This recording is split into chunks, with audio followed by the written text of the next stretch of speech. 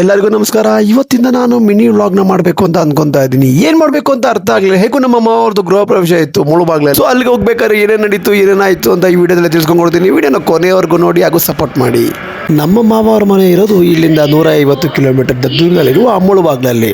ನಾವು ಮುಂಚೆ ಮುಳುಬಾಗ್ಲಿಗೆ ಹೋಗಬೇಕು ಅಂತಂದರೆ ದೊಡ್ಡಬಳ್ಳಾಪುರದಿಂದ ವಾಣಿ ಬಸ್ಗೆ ಹೋಗ್ತಿದ್ವಿ. ವಾಣಿ ಬಸ್ಸಲ್ಲಿ ಮಿಸ್ ಆದರೆ ನಾವು ಅವತ್ತು ಊರಿಗೆ ಹೋಗೋಕ್ಕಾಗ್ತಾ ಇರಲಿಲ್ಲ. ನಮ್ಮ ಫ್ಯಾಮಿಲಿ ಎಲ್ಲ ಕಾರಲ್ಲೇ 5 ಗಂಟೆಗೆ ಬಿಟ್ವಿ. ನಮ್ಮ ಕಾರಲ್ಲಿ ಯಾರು ಇದ್ದಾರೆ ಅಂತಂದರೆ ನಾನು, ನಮ್ಮಮ್ಮ, ನಮ್ಮ ಮುದ್ದಾದ ತಂಗಿ.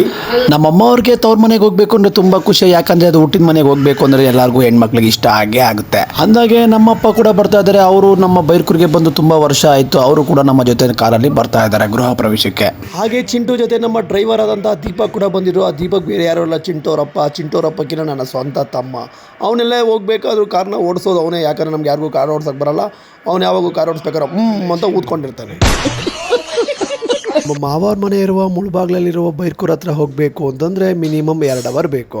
ನಮ್ಮ ದೊಡ್ಡಬಳ್ಳಾಪುರದಲ್ಲಿರುವ ಕೊಡ್ಗಳ್ಳಿಯಲ್ಲಿ ಫ್ಲೈವರ್ ಇದೆ. ಆ ಫ್ಲೈವರ್ ಮೇಲೆ ಹತ್ತಿದ್ರೆ ಡೈರೆಕ್ಟಾಗಿ ಮುಳುಬಾಗ್ಲಿಗೆ ಹೊರಟೋತೀವಿ 2 ಅವರ್ ಆದಮೇಲೆ. ಫ್ಲೈವರ್ ಮೇಲೆ ಜರ್ನಿ ಮಾಡಿದ್ರೆ ಅದ್ರ ಮಜಾನೇ ಬೇರೆ. ನಾವೆಲ್ಲೇ ಹೋಗ್ಬೇಕಾದ್ರೂ ಸಾಂಗ್ ಹಾಕೊಂಡು ಕಾರ್ ಒಳಗಡೆ ಡ್ಯಾನ್ಸ್ ಮಾಡಿಕೊಂಡು ಫುಲ್ ಎಂಜಾಯ್ ಮಾಡ್ಕೊಂಡು ಹೋಗ್ತೀವಿ. ಜರ್ನಿ ಮಾಡ್ಬೇಕಾದ್ರೆ ಏನಾರ ತಿನ್ನಬೇಕು ಅಂತ ಅನಿಸ್ತು. ನಮ್ಮ ತಂಗಿನ ಕೇಳಿದೆ. ಅವರೇನೋ ಒಂದು ಬಾಕ್ಸ್ ಓಪನ್ ಮಾಡಿದ್ರು. ಆ ಬಾಕ್ಸ್ ಓಪನ್ ಮಾಡಿದ್ರು ಕೂಡ ನನಗಂತೂ ಒಂದು ಕೊಳ್ಳಿಲ್ಲ. ಅವರೇ ಲಪ್ಕ ಅಂತ ಎಲ್ಲ ಅವರೇ ತಿಂದಾಕ್ಬಿಟ್ರು. ಏನು ಅರ್ಥವೇ ಆಗ್ತಿಲ್ವೇ ಈ ಕೇಸ್. ನಮ್ಮ ಅಮ್ಮ ಅವರ ತವ್ರ ಮನೆಗೆ ಹೋಗ್ಬೇಕು ಅಂದ್ರೆ ನಮ್ಮ ಅಮ್ಮಗೆ ಏನೋ ಒಂಥರ ಸಂತೋಷ, ಏನೋ ಒಂಥರ ಉಲ್ಲಾಸ. ಹಾಗೆ ಹೊಟ್ಟೆ ಹಸಿತಾ ಇದೆ. ಮುಳುಬಾಗ್ಲ ಹತ್ರ ಬಂತು. ಮುಳುಬಾಗ್ಲ ದೋಸೆ ತಿನ್ನಿಲ್ಲ ಅಂದ್ರೆ ಹೇಗೆ?